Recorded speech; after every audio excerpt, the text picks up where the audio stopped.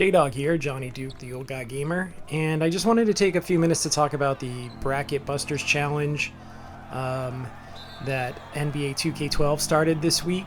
I've been playing through it for most of the week. The first part of it is definitely pretty easy. As you can see, it's just playing some triple threat games with some minor challenges like score 15 points with Denzel Valentine and such. All of that's pretty easy until you get kind of down into the Opal challenges, and I'll look a little more at that. But there's quite a bit for you to do. If you haven't finished leveling up this season, there's a lot of XP to be grabbed. There's some more of the murals you can pick up. So I think it's definitely worth doing if you can get it done and have the patience. The part that I don't like is the forced multiplayer that you have to do. But honestly, it wasn't terrible, and I did it all last night. It probably took me about 6 or 7 games to complete it. So as you can see, I've got the Walton. Everything's done except for the last Manning challenge, but the triple threat online for Walton, Leitner, and Manning is all done. The Opal wins you actually kind of get just by playing the challenges, the spotlight challenges. I had that done before I even played a multiplayer game. It must be a glitch, but hey, it's a glitch in your favor.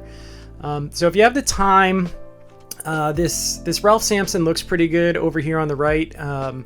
I just like the artwork anyway. He's probably going to start on my team if I earn him. So, I mean, I'm obviously going to earn him. I'm going to finish this off and then I'll have him. So for me, it wasn't terrible multiplayer, and if you can stomach it, I would say, give it a run. But if we go over to the actual challenges and we go to the spotlight challenges, we have our bracket busters, and as you can see, like I'm 22 out of 23, so I'm almost done. But these ones at the beginning, like I said, are pretty simple. You're playing on rookie, you just got to win that one, and you step up to pro. I will tell you though, there were a few that were pretty challenging for me. It's one with Larry Bird right here. This one early. It says pro, but when I was playing, it was definitely, I think, all-star when I started.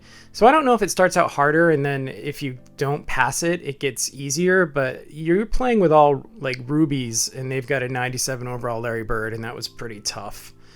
But beyond that, I didn't really struggle much until I got to the end here.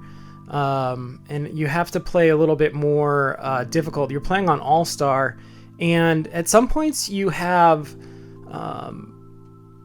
guys that can't really compete with the other guys, and at some point it's confusing the way that they've made your roster. Like, for example, here at the end, you've got 3 big men. You've got Leitner, Manning, and Bill Walton. They're all big guys. So, some of the faster, like you're on Superstar here, and Trae Young's probably going to be, blowing by me because I can't stop him. A couple of these challenges I had to do a couple of times, but on the whole, they're all pretty doable. The 60-point ones are the ones that you got to kind of watch out for, like this one. You're on Superstar and you got to win the game, record 31 points, 3 assists, 7 rebounds with Christian Leitner. So you just got to be mindful of what you're doing. And as long as you stick to whatever your plan is, it actually isn't too bad. So I think it's definitely worth doing. And I do like that most of it is you can play solo. You can still grind out a bunch of free cards, even if you don't want to do the multiplayer challenge to finish it off. You're still going to end up with, I think it's like 12 or 15 cards total. We can take a quick look here under rewards. No, it's under premium. Bracket busters. No, that's not the right one. This is the other. So this gives me a good chance to talk about something that I'm not really thrilled about with this game. Is I kind of hate the menu for looking at your cards. Like, everything's all over the place, and it's a little bit frustrating because you should just be able to find, like, everything should be in one spot. I don't know, just let me go by team or let me sort, which I guess in a way I can do by searching my collection for theme. So we can kind of do it that way, but it just should be easier. I think it's a little bit confusing, but anyway, so these are the 15 cards you can earn very simply. just by playing.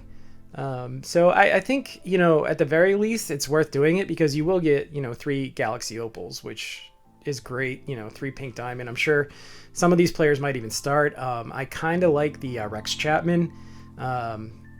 You know, Stockton's just fun to have just because it's Stockton.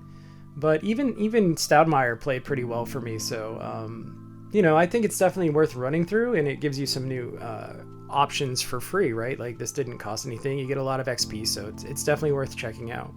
So all in all, I'd say it's worth doing. If you can do the multiplayer, just do it and finish it off. And if not, you still get a bunch of cards. But anyway, I hope that helps, and I hope that you continue to do your own offline thing. And, you know, we'll continue to put these videos out for us grinders that actually like to do these challenges. If you have any feedback, I'd love to hear it. If you have any thoughts on this, please leave it. And thanks for listening.